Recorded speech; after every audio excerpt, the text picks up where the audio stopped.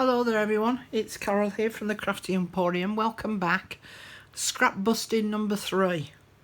So I've gone through my pack of scrap papers again, and something else that I like to have a bit of forward planning for is some of these labels. And again, it's a Stampin' Up product. It's the, I forgot what it's called, that's the number anyway, 144668. So yeah, I'd just like to go through and go and pick up some scraps and punch some out ready. The nice thing about building up your stash like this is that rather than making a journal and then going, oh, okay, yeah, I could do with a punched doobries, I've then got to go and find the punch, I've then got to go through my papers, and then I've got to punch one of these out. So if I've got a selection, all I need to do is sort through my box to find some. And the other thing is that now I've got these punched out and ready, it means that whilst I'm sat watching a film, I can ink the edges of all of these up. And I tend to use fairly neutral patterned papers for these, because normally I stick a word or a label on top of this. So yeah, I tend to use, as you can see from the colours, fairly neutral looking ones.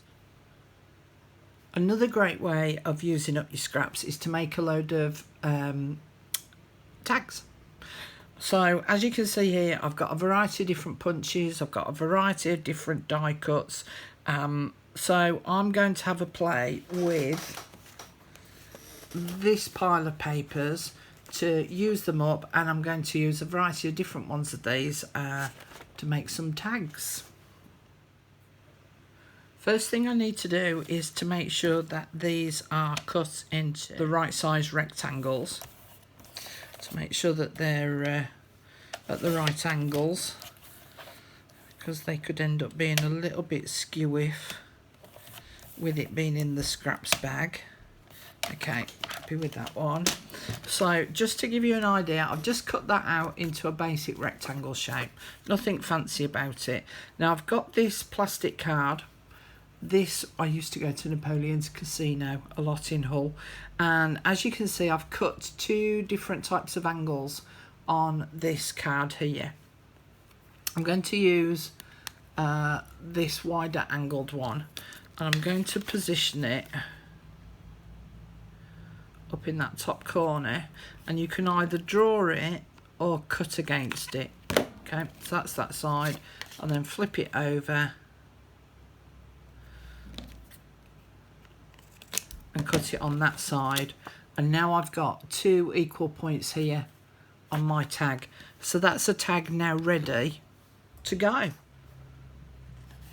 Another piece of scrap paper, it's all cut higgledy-piggledy. So again, I'm going to cut this down to size. Now, one of the things that I'm going to do is this particular tag punch, again, it's a Stampin' Up one. This is a 2-inch wide barrier here, all right? So it'll take only a maximum of a 2-inch wide strip of paper.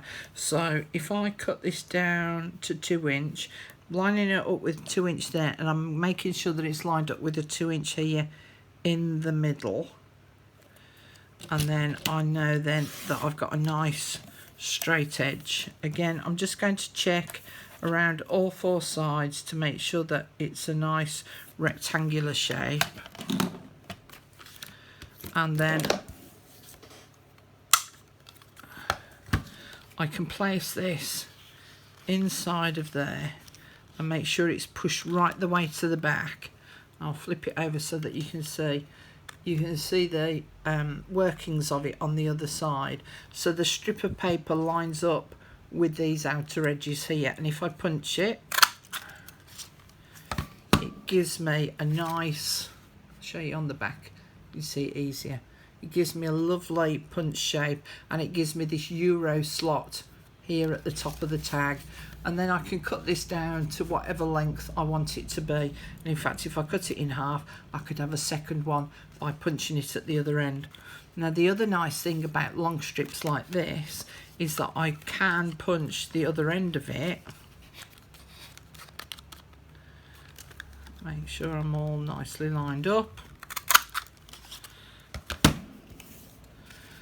And I've now got a band that I can wrap around something, and then I can use those 2 Euro slots to act as the closure. So I could put some butcher's twine through there to make that act as a closure. So it's now a band.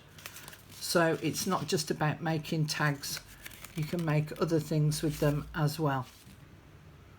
For this next batch, these papers were actually a little bit on the flimsy side to be standalone tags, and so what I'm doing is I'm sticking them onto a piece of craft card, and then I can cut them down to size once the glue is set,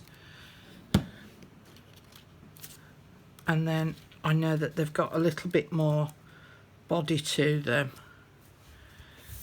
And I'm actually going to use this punch again. It gives me a nice fancy top, but where's my roller gun? Oh, there. Couldn't find it.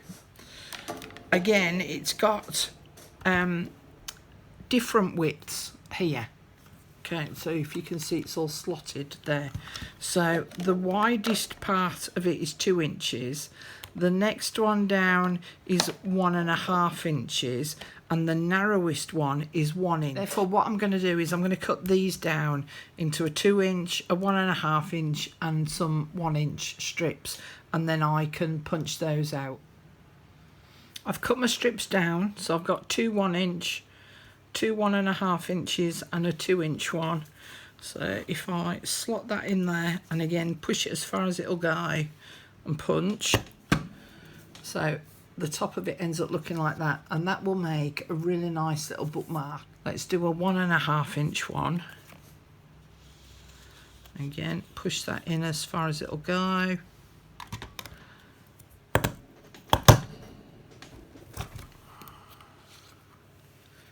And it gives me an edge like that. So again, makes a really nice long bookmark. And then the 2 inch one, again, push it in as far as it'll go. And it gives me a fancy edge like that.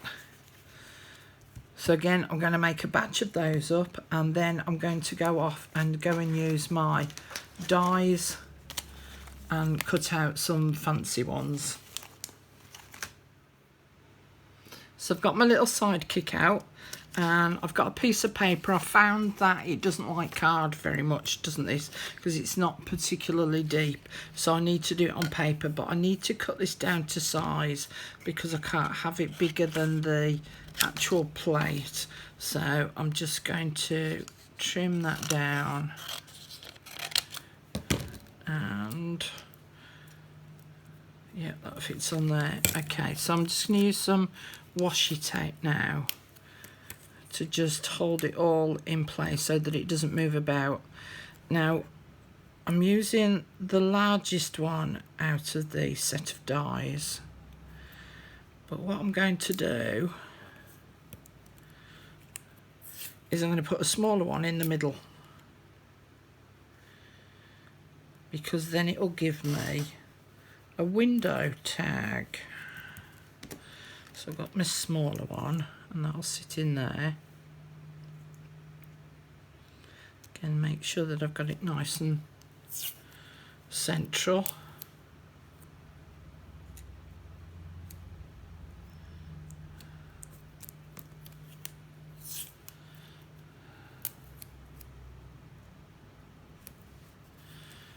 Okay. And then it should go through.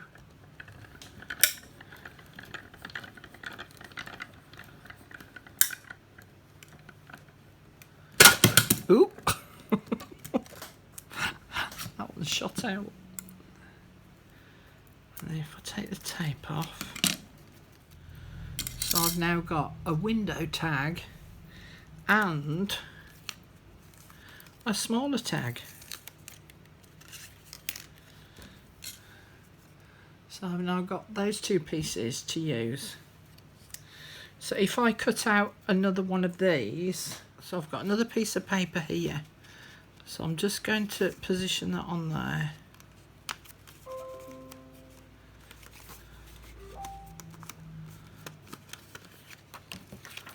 Trim off some of that excess.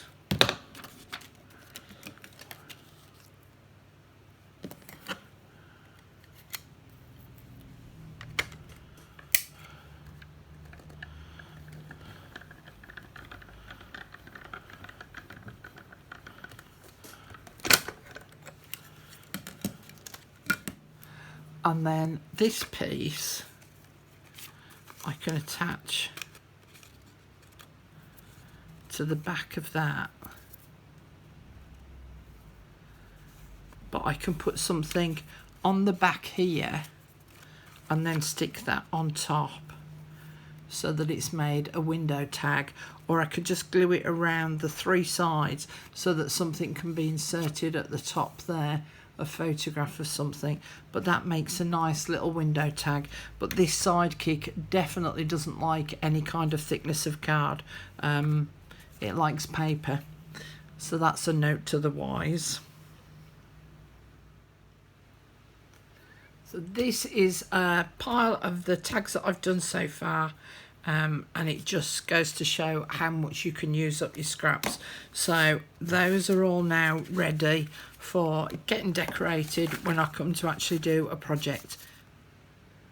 As I was sorting through my scrap box, I tried to put things into a little bit of size order, and I'd got loads of these sort of rectangular square shapes, and then I remembered that I'd got these 2 stamps.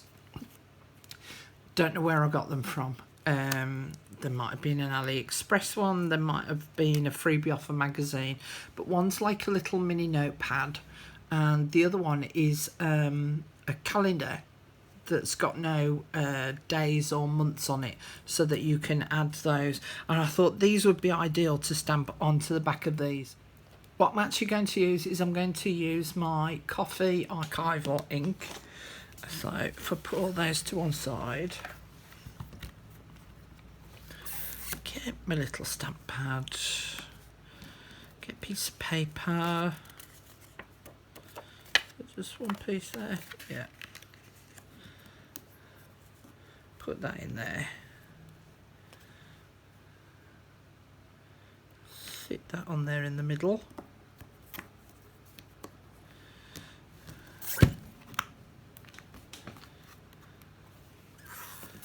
And then ink it up.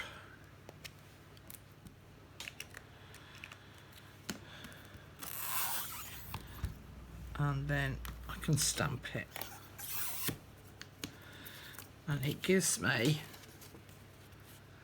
this nice little notepad on the back, and then I can trim these down afterwards. So let's do a calendar one. So that'd be pretty, wouldn't it, to have the calendar on the back of that. Again, put it in the centre.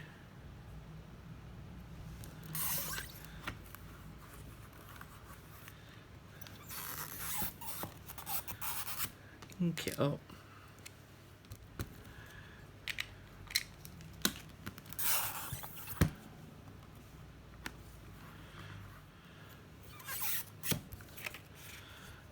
And I can now turn that into a little calendar card, so whoever owns this can put the date in. They can put the month in and then add any little notes on the bottom there that they want to. So I'm going to go through and go and do all of these. I'll see you in a sec.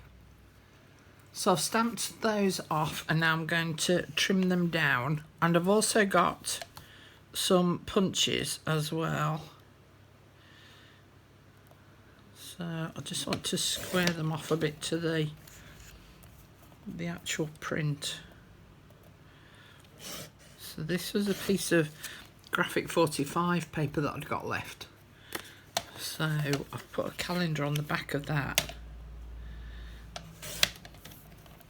And then I can use my little corner one.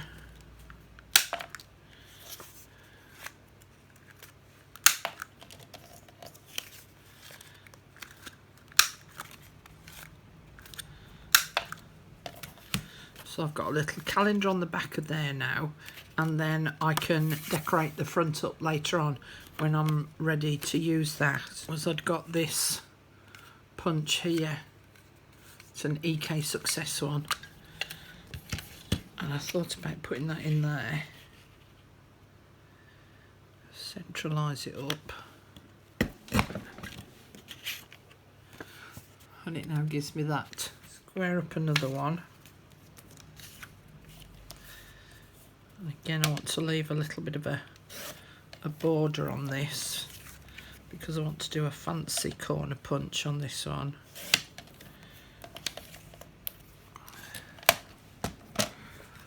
So I've got this corner punch. Now normally they come with little fold out things so that you can get it in at the right angle, but all I've done, because I've now squared it off, I've just put the corner of the paper down to the corner down there, so we'll see how that works out. Yeah, works. Do that one.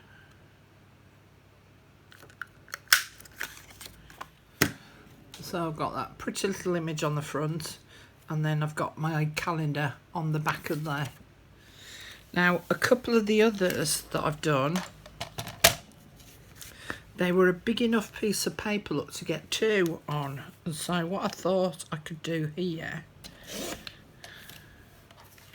was trim these down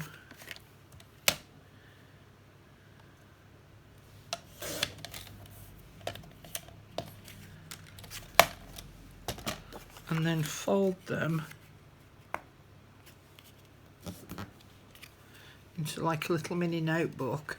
And I've now got two stamped images on the back, and I've done the same on this one as well. So again, just trim it down, square it up a little,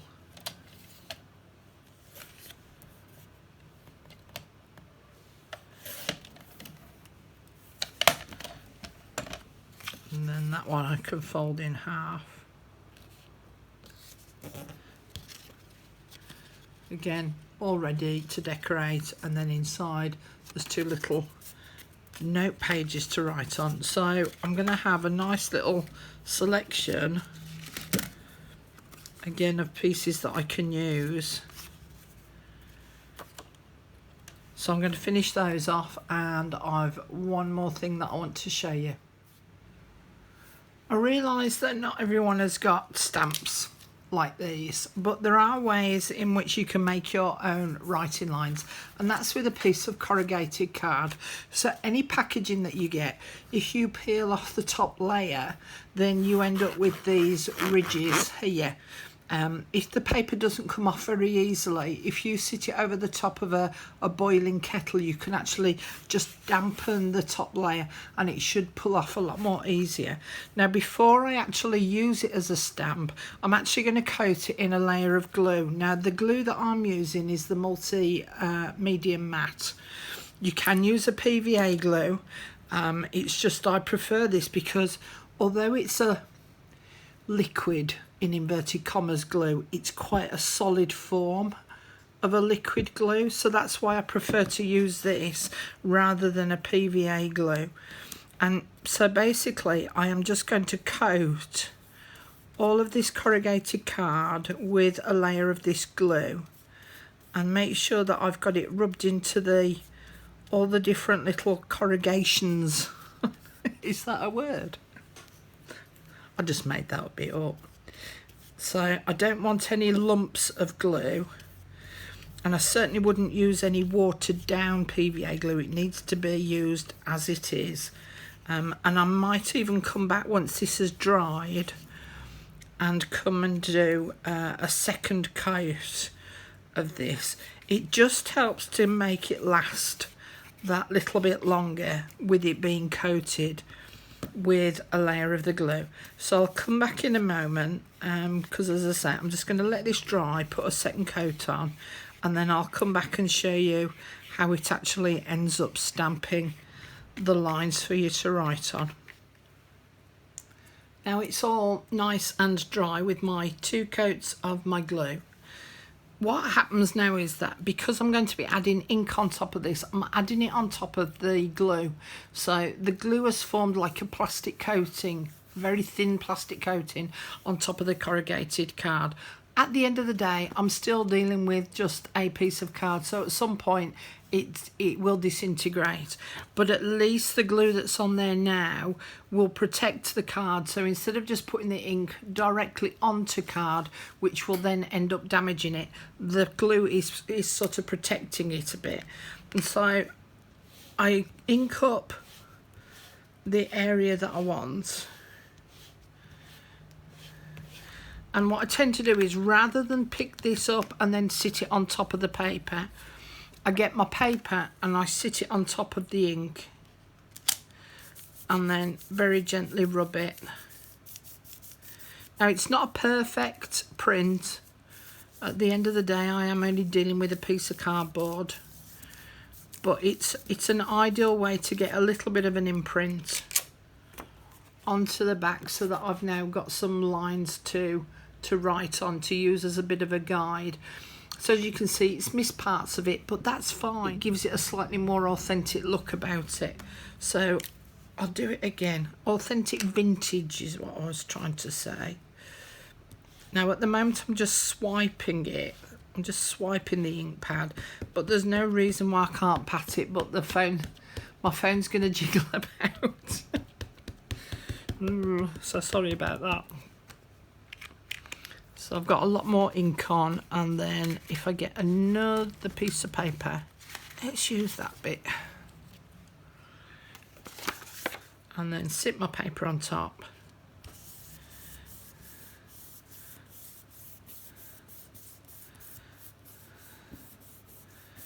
Just press it down a little bit. I don't want to press too heavy because I'll crush the lines. The other thing that you can use is you can use a roller over the top as well, but again you don't want to apply too much pressure because we'll crush it. And again, look, there you go. So that's given a better impression. So that's a really thin corrugated card, so the lines are really close together, but there are much wider pieces of corrugation. So have a little bit of a play and a practice with some of this. To actually get this clean, I would use either a baby wipe and just wipe it over real quick. Again, it's only a piece of cardboard, so we don't want to get it too wet. Or just use a piece of kitchen towel and just keep rubbing it off or printing it off to get the excess ink off of there, so that you can then use it again. Okay, so that's my handy little tip for this video. So I hope that's given you a few more ideas of what you can do with some of your scraps, and I'll see you in the next video. Thanks for watching. Bye for now.